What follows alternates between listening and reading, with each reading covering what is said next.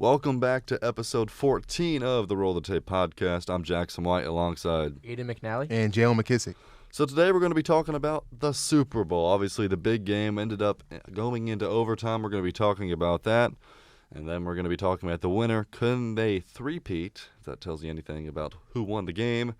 Then we're going to be talking about most surprising team this season, most disappointing team, most surprising player, and then the most disappointing player.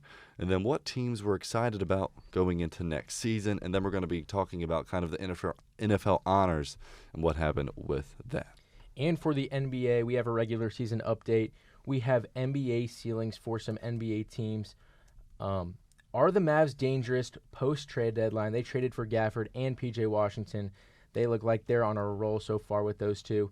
Who do we think will win the three-point and win the dunk contest this year? All-Star break is coming up. It's actually this weekend. And then who will win the beloved All-Star game, East or West? And for our ending segment, we're going to go ahead and recap our picks for the playoffs. You know, Jackson sitting at 9-4, and then me and Aiden sitting at 6-7. You know, below 500, me and Aiden. But you know, it's not terrible. It's not a terrible. Terrible. It's pretty bad. Picks. I mean, we had good picks. They just didn't happen. You know what? I started off weak, but made a late season push, late playoff push. Started off weak, finished strong. Still didn't make the playoffs. Still didn't make the playoffs. You but, made a push maybe happened. A little push. I mean, maybe. I'm not up there with the Jackson Whites of the league, but I'll be there next year. Hey, we'll see. We'll see. Year 2, roll the tape, going to be crazy. But doing it just like that, let's go ahead and roll the tape. And let's talk Super Bowl. What was it, 58, I think? 58, yeah. 58. Super Bowl 58, obviously. And I'm old, too. Versus the Chiefs and 49ers. Obviously, this was a good game. Kind of a low-scoring game. People thought it would score more. But the final score was 25-22 in overtime. The Kansas City Chiefs won the game here, and this was really a back-and-forth game. San Fran once again had a 10-point lead in the Super Bowl, and they blew it once more. The Chiefs don't get the ball first. San Fran wins the coin toss, and with the playoff overtime rules, you don't want the ball first. No. You want to score last, and the Niners just had no clue, I guess, and they took the ball. They didn't score a touchdown. They had a field goal, so Kansas City a touchdown wins it. They go down, and they run basically the same play that they won the Super Bowl with last year. Again, on the opposite side to Nicole Harbin. He catches it, game winner, ball game. Kansas City wins 2 straight. Mahomes is now a 3-time Super Bowl MVP. And now he's in the GOAT conversation, but that's for a later day. What an interesting game. Yeah, I mean, gosh, that first half was just ugly for both teams. Not on defense. Defense, this was an amazing game. But offensively, there was nothing that was getting going for either teams. Patrick Mahomes wasn't looking Mahomey at all. Everything was covered. It really was. Everything was covered. It really was. The 49ers and Brock Purdy, they just got off really slow. Christian McCaffrey was really the only player on the offense for the 49ers that was really going. Even Trent Williams, who's been consistent his whole career with the Redskins and now with the 49ers, probably one of the best left tackles in the league. He was committing a few penalties here and there. He was letting pressure get through the offensive line. But the second half is when things really started to pick up. Both offenses were trying to find their footing, and they did find it.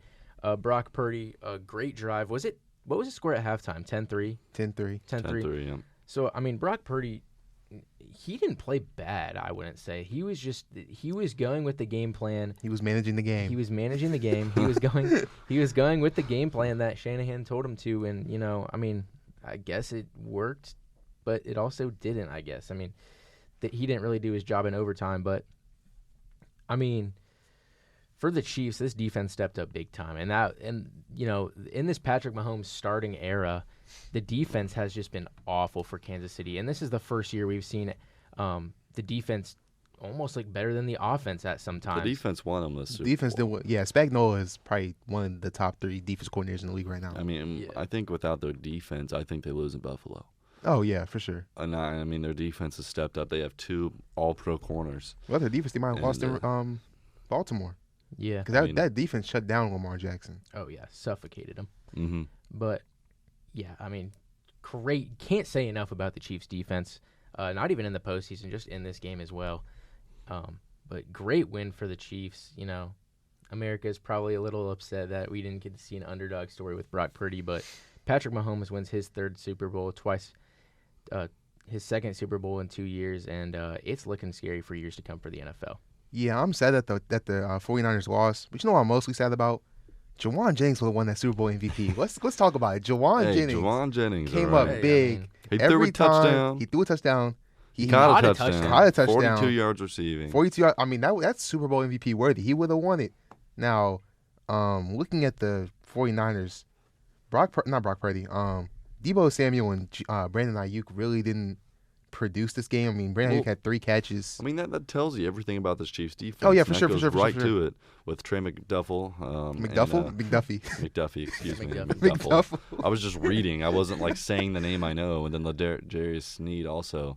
I mean, obviously. Jarius Sneed was amazing. I mean, both of them. But I feel like Deebo Samuel is more than a receiver. He's also a running back, and he's not a running back, but he can also run the ball.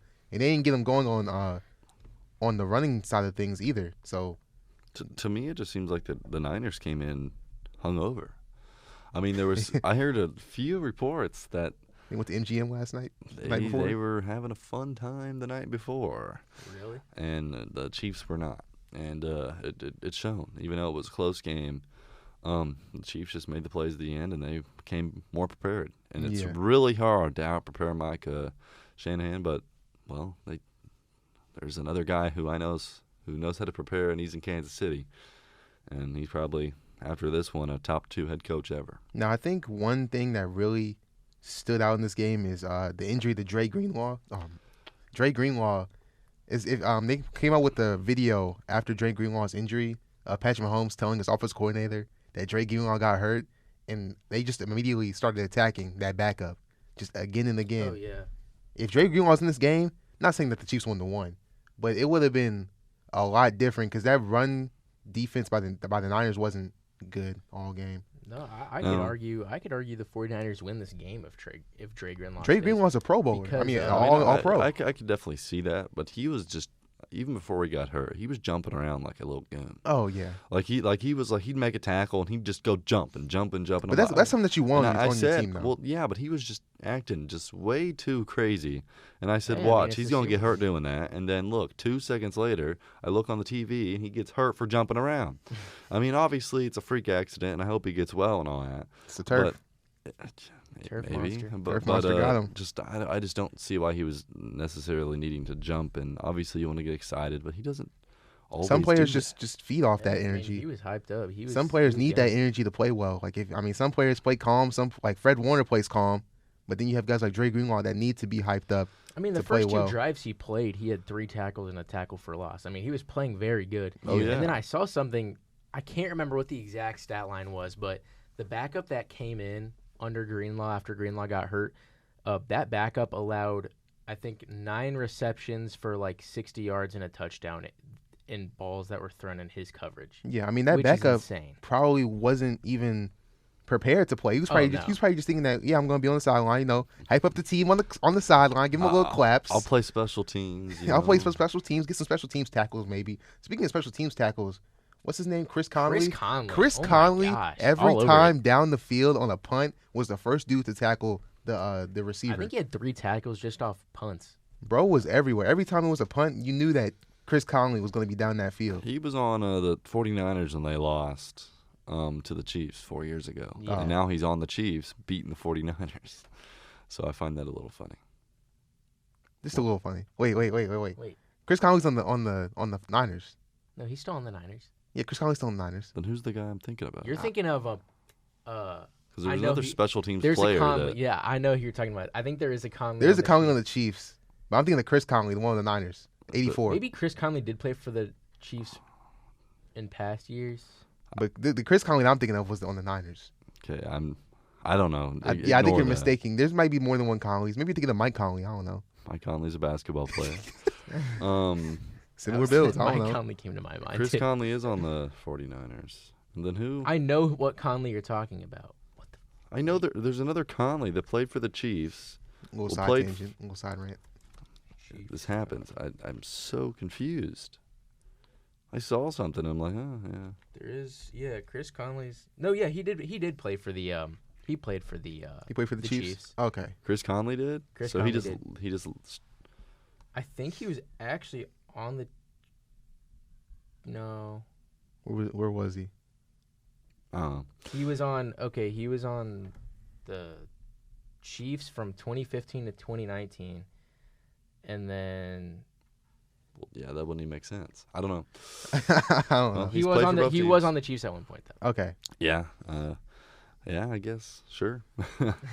But yeah. So kind of the question that's kind of involving around the Chiefs. Obviously they won 2 in a row, and I would say this year's Super Bowl for them is the most impressive because they were the underdog all the way through.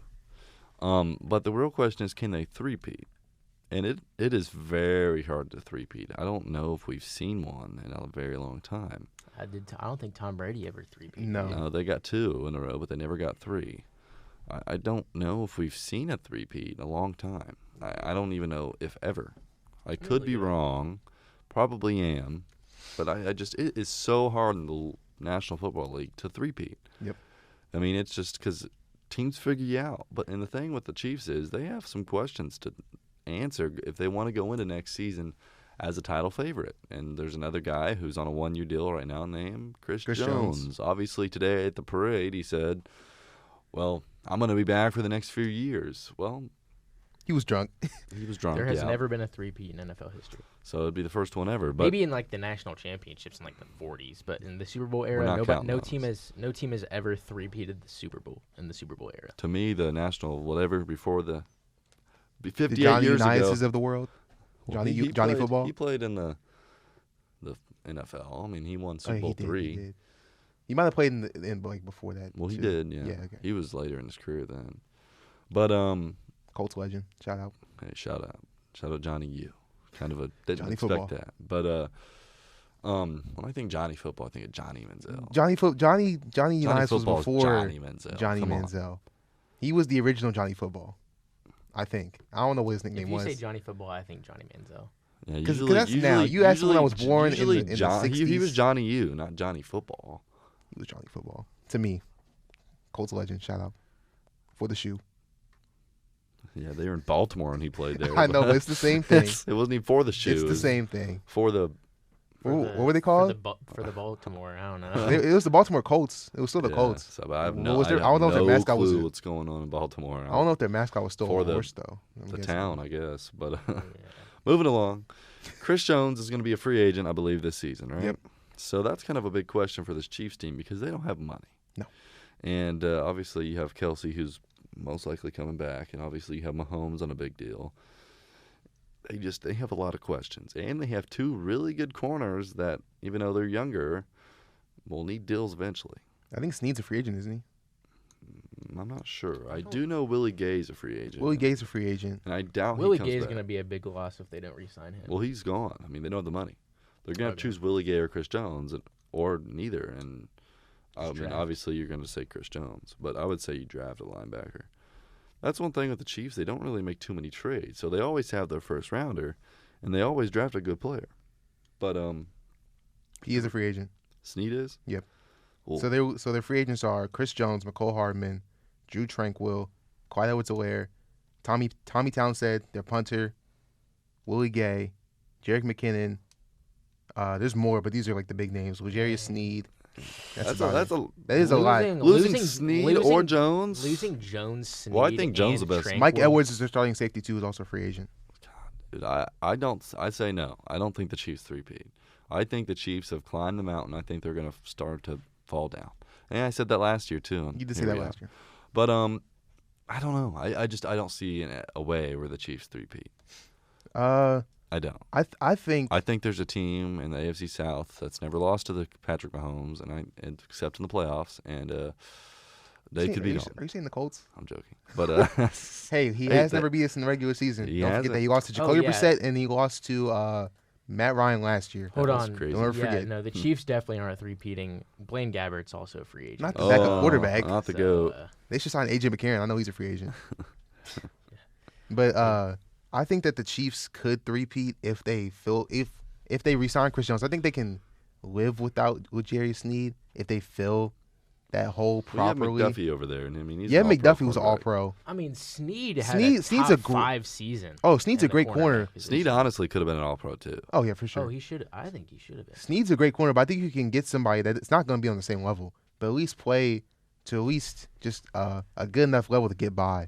Yeah, I mean, with this scheme, you can get somebody that because they blitz a lot. They do. I did read something that Mahomes would take a pay cut, kind of like how Brady did in New England. Yeah. But I think time will tell.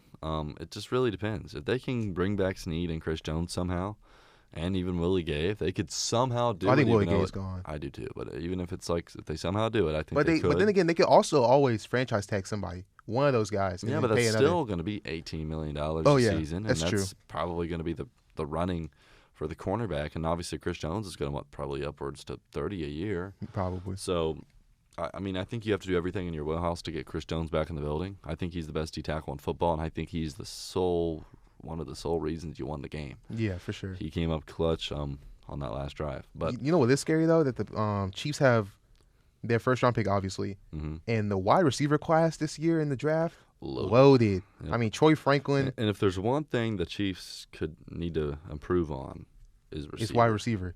Even Keon Coleman could be there late. And pick 32. Yeah. Or like Xavier Leggetti, Adonai Mitchell. I mean, if they can get one of those guys to pair along with Rashee Rice, McCole Hardman, and Keon Coleman would be crazy. Would be insane. Like you have a deep threat, McCole Hardman. You have an intermediate threat with Rashee Rice.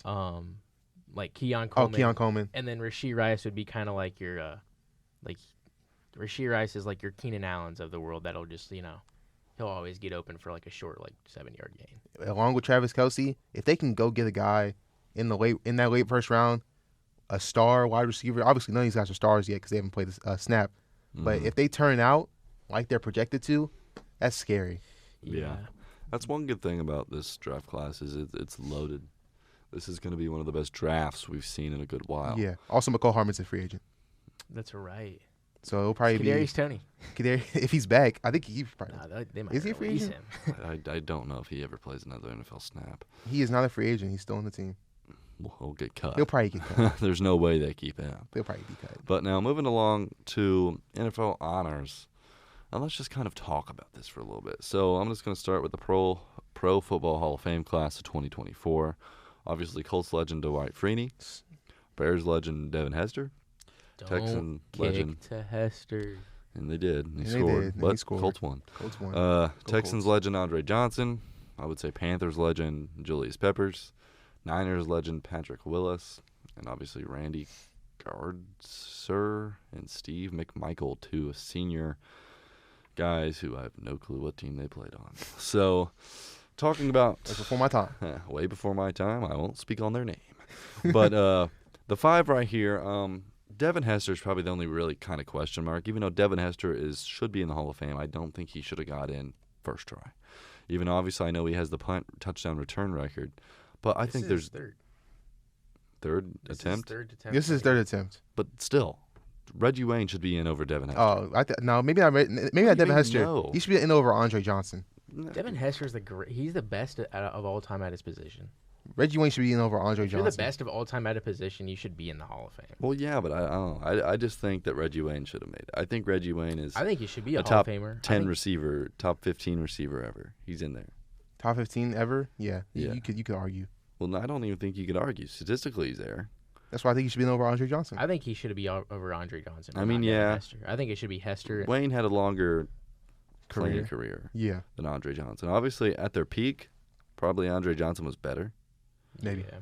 But, like, longevity, I mean, people forget that Reggie Wayne kind of played with, like, two different careers because he played with, obviously, Peyton Manning, and then he still played with luck as well. So that's the guy who should have made it in. But he'll be in next year, hopefully. Man, we've been saying this for 4 years. That is true. But, obviously, Patrick Willis was the best at his position at his time. Retired a little early, but gets in. Julius Peppers, obviously one of the best ever to do it. So, I mean, it's pretty fair. Moving along now to the Walter Payton Man of the Year. And Cameron Hayward got it, so shout out to him. Moving along to the Next Gen Stats Moment of the Year. C.D. Lamb. Sure, I'm just reading off a list.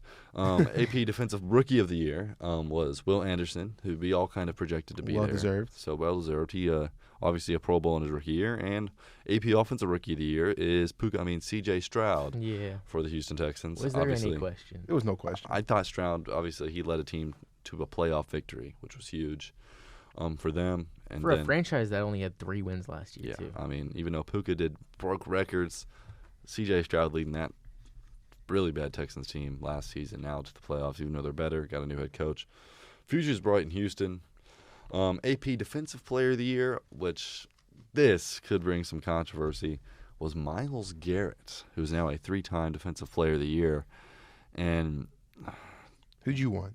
T.J. Watt. T.J. Watt? I think T.J. Watt's the best at his position. I think if you look at stat-head football and you compare T.J. Watt and Myles Garrett, I think T.J. Watt actually sweeps Myles Garrett. He sweeps him. Yeah. Sweeps him. Let me check that out. Another guy that obviously his team didn't do so good, but Max Crosby. Max Crosby should have been in there too. Because Max Crosby, he gets 0 first place votes. He gets he has 18 sacks this season, but I would say he is probably top 3 in stopping the run off the edge.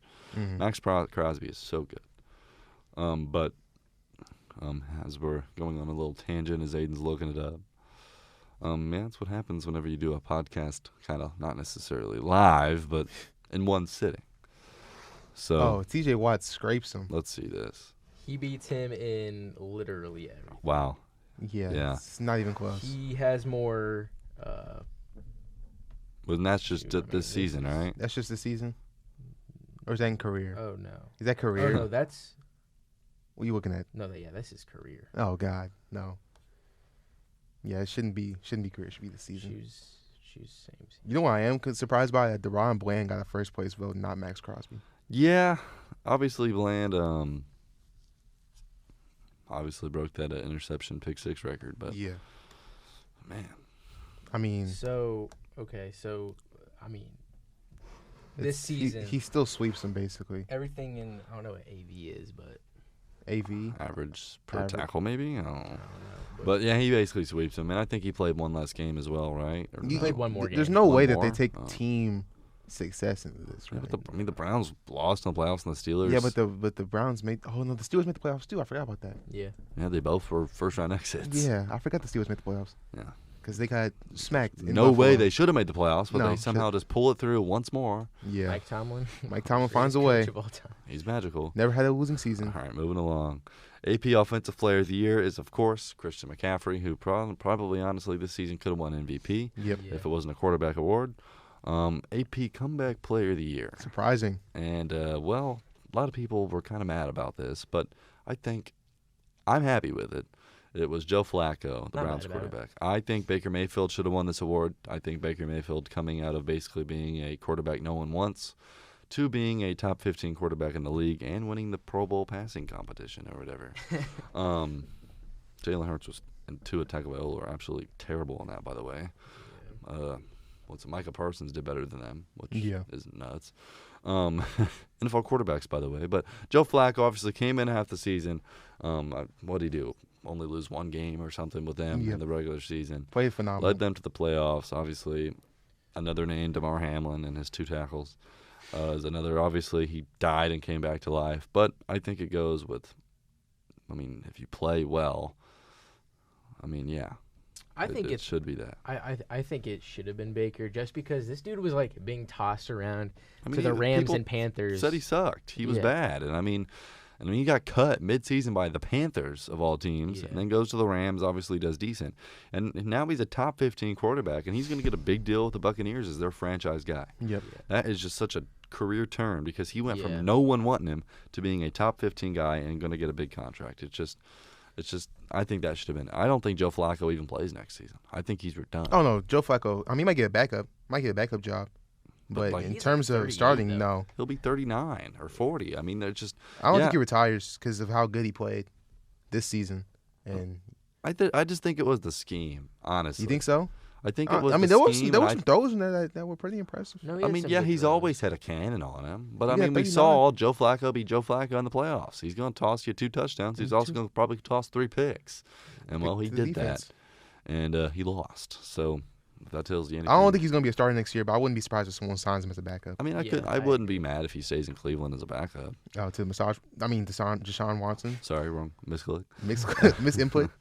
Now, moving along now, AP Coach of the Year, obviously Kevin Stefanski, and I would say that's deserved.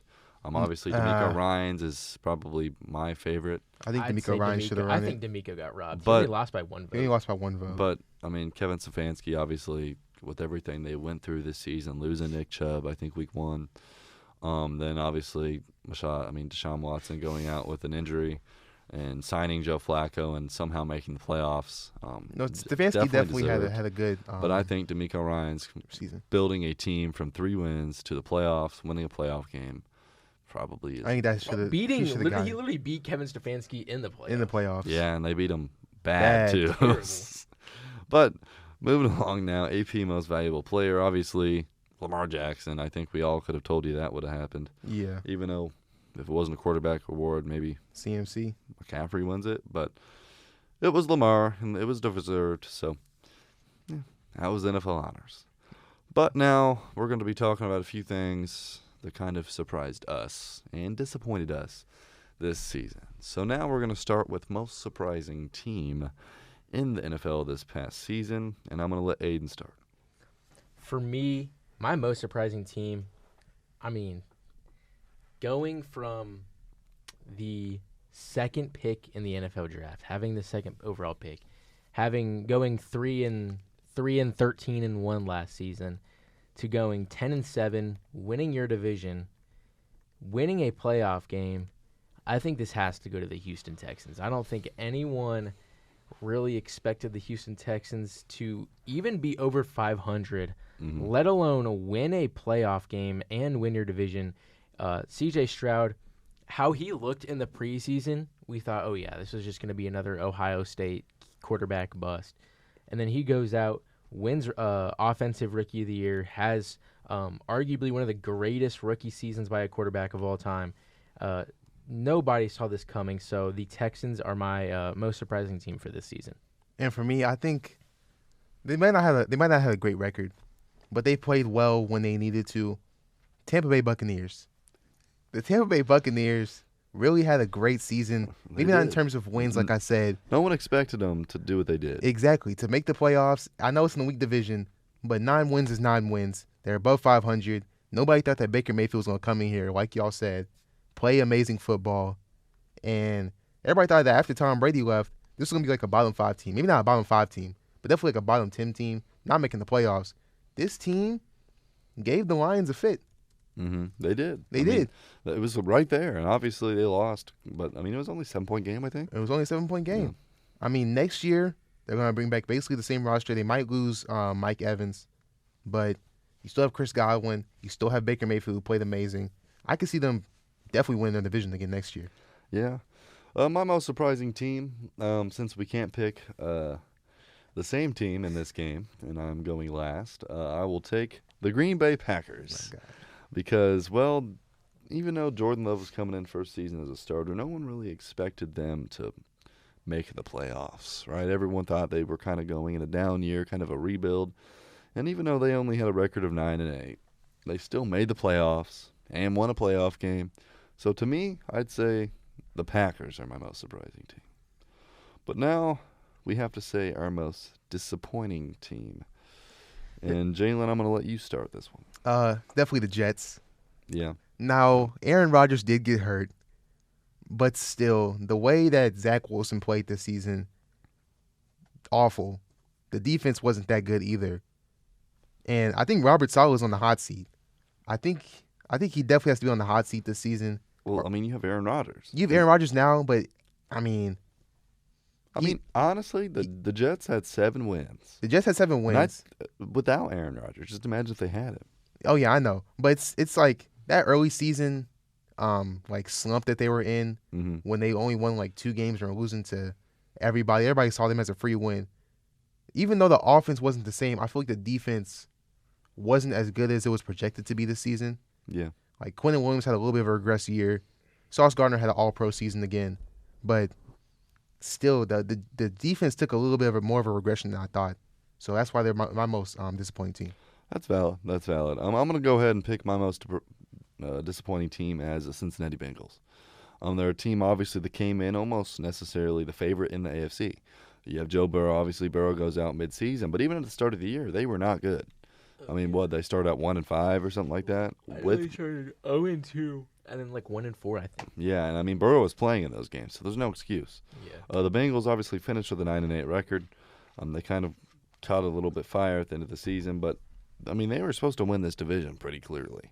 They came in with the best roster, quote unquote best roster in this division, and 3 teams in the division made it, and the Bengals didn't. Obviously, Burrow goes out, maybe a different story happens, but even at the start of the year, they were disappointing. So I would say my most disappointing team is the Cincinnati Bengals.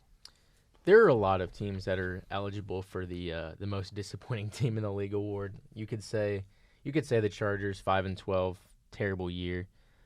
You could argue maybe Seattle, since they made the playoffs last year. They draft Jackson Smith and Jigba to improve the offense. But for me, the team that stuck out the most for me, and you two are gonna love this pick, it's the Jacksonville Jaguars. Oh God. They started 8-3. They had an 8-3 record. Mm-hmm. Give that title to them as AFC South, champions. Just hold on a little bit. They only win 1 game out of their last 6, and they finish 9-8. I don't know if I've ever seen a crazier midseason downfall than this year's Jaguars team, and for that reason, I'll probably have to go with the Jaguars for my most disappointing team this year. It's definitely valid. I would agree. I mean, starting 8-3 and then just washing your season away was kind of crazy. Yeah. Now, moving along now to the most surprising player, and I shall start here because I have a player in mind. I'm going to go with a guy we've talked about a lot already this podcast. Baker Mayfield is my most surprising player in 2023. Big Bake. He was baking indeed. Obviously on the season, 28 passing touchdowns and 10 interceptions. Up there as one of the best quarterbacks in the league. Threw for 4,000 yards, which is kind of the threshold of being, I would say, really good in the league. Had 7 yards per attempt. And he was one of the best quarterbacks in the league all season long. And people, I mean, he's on the minimum deal right now. I mean, there's a lot of guys in the league who are not that good, making way more money than him. And he played well. He earned himself another contract for sure. For my, surprising player, I'm going to go with a rookie. Now, it's not going to be C.J. Stroud, like I said, for most surprising team. But it will be his runner-up, Puka Nacua. 5th-round draft pick this year out of BYU. And, we try not to make this a fantasy podcast, but this is a guy that no one had on their waiver wire, or nobody had on their team start a fantasy football year. Nobody was, even drafting him in their fantasy drafts. And you see Puka Nacua, who is this guy? 33 fantasy points first week of the season. It's, the whole talk of the town and within the fantasy football community is, who in your league got Puka Nacua? Which one of your friends got Puka Nacua? Who has Puka Nacua in your league? He goes out, breaks crazy records. Nobody thought this dude was going to be even make the Rams roster. Great season for Puka Nacua, and he's a great piece to surround Matthew Stafford and Cooper Kupp. For my most surprising player, this player might not have put up the stats that you might want to see, but he made the plays when it mattered most. Jackson's going to love this pick. Gardner Minshew. Oh, my God. Gardner Minshew, Gosh. Nobody expected him to come in. I mean, people thought that he should get the starting spot over Anthony Richardson, which was crazy. But when he came in, he might not have played the best. He might not have been the best quarterback on the field. He made the plays all right. He threw a duck on the last play of the season. He might not have made. And then made the Pro Bowl. Hold on. He might not have been the best player on the field when he played. But God dang it, he made the plays when it needed to be made. Except for the last game. What plays did he make to win a game? The whole Ravens game. That was all him. Week no 3. one else. The Ravens game, the game that Matt Gay hit, basically scored Baker all the didn't points. do nothing in that game, by the way. The Colts defense won that one. Gardner Minshew threw that touchdown to Zach Moss. Without that touchdown, we wouldn't win that game. Yeah, and I mean, it was just a lucky play. Kind of half Gardner Minshew's passes is just kind of luck. He just kind of throws it up there. But still, though, to come in as a backup, not expecting to play, your starting quarterback gets hurt, coming in and playing good football. I mean, he didn't play amazing. Good football is funny. He didn't play amazing, but he played good enough, and that's all you really need to win a game in the NFL. Good enough. Good enough. Missing the playoffs and throwing a wide open running back to his left. That's not. Hey, if the Colts defense would have shown up and stopped CJ Stroud, they would have won that game. It's not all on Gardner Minshew. We could say that about every single game. Yeah, exactly. Well, if the 49ers stepped up on defense, you can't always drive, they win the Super Bowl. You can't always put it all on the quarterback. Yeah, I could have made that pass, and I have a shot shorter. Hey, Tyler Goodson could have made the catch. Why? Moving on. Hit all 5 fingers. All 10 fingers. And now we're going to have our most disappointing player, and I'm going to start with this. And this is kind of an interesting one because there's a lot of players that can be disappointing, right? And I'm going to have to say it's going to be Jaguars quarterback Trevor Lawrence as my most what is the word I'm looking for? Disappointing player on this season. Obviously, Lawrence he was supposed to come into the season as an MVP, right? And he comes in and, well, I mean, his statistics almost kind of matched Gardner Minshew's. And, I mean, Gardner Minshew played a few games less. Top-tier Gardner Minshew. And as you can see on my feelings on Gardner Minshew, he's not that good. And Trevor Lawrence is this season, he didn't play that well. And I still think he has all the talent in the world. I do. But just I don't know. It was just quite disappointing. He was supposed to come in and be an MVP favorite, and he came in and was an MVP favorite or something. I don't know. I kind of didn't know what to say there. But just kind of a really disappointing season for him. Obviously, his team misses the playoffs in a division that they easily had won, and just a tough season for him. But I would say he's my most disappointing player. For my most disappointing player in the NFL, you know, I hate to say this, but it has to be Chicago Bears quarterback Justin Fields.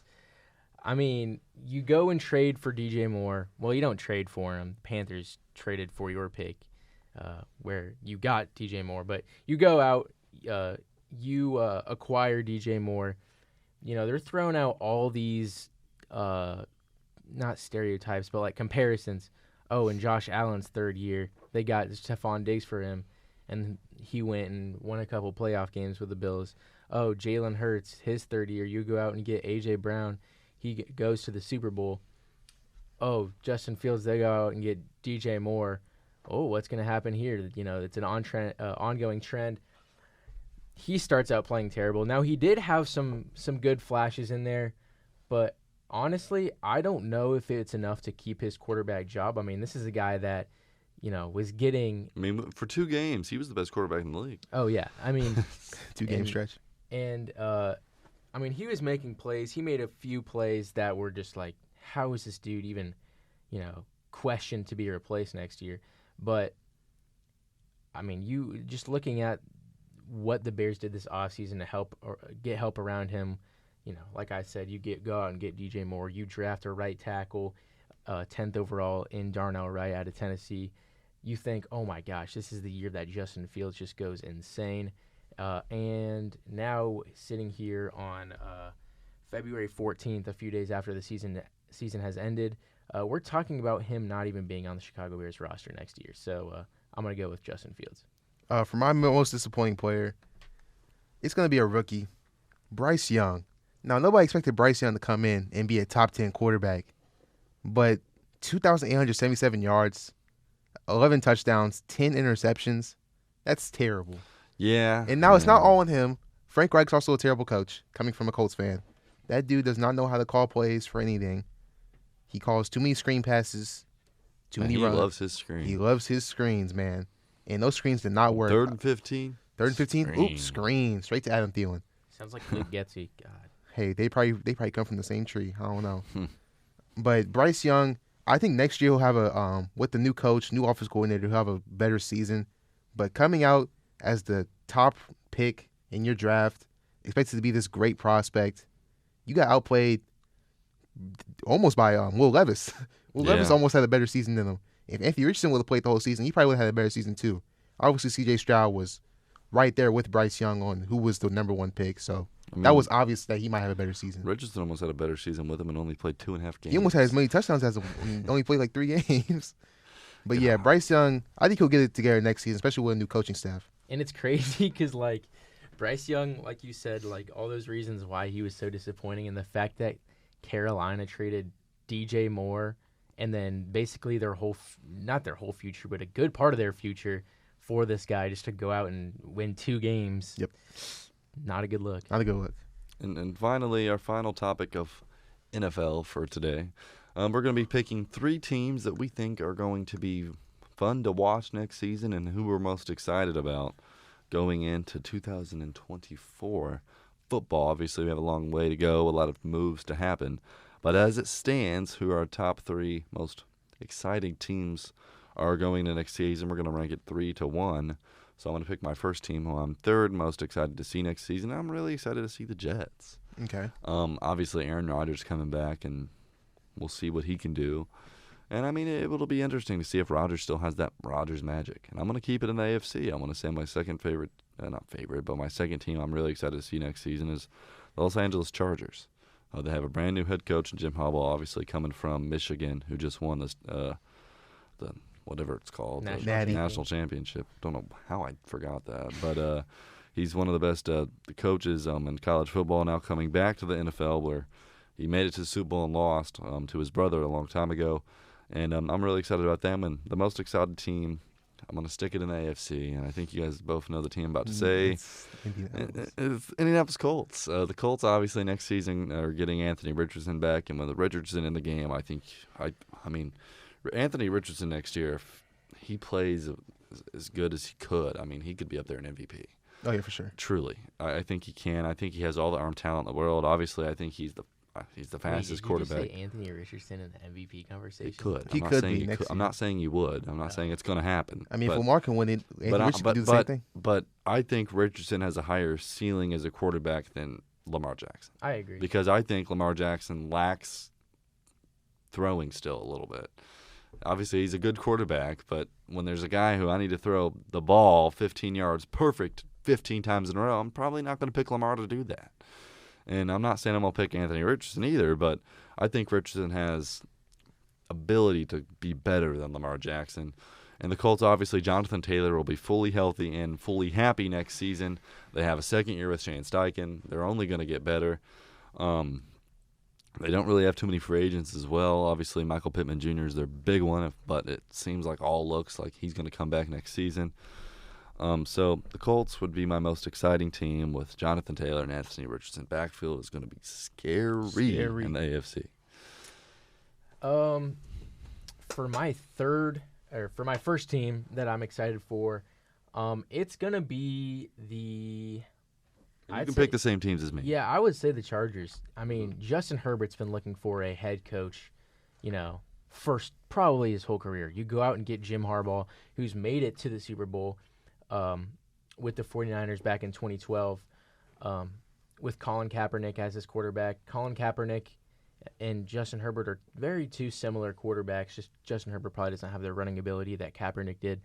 But I mean, we've said this for years. The Chargers have had their roster. On paper, they look good. Maybe not on the defensive side of the ball.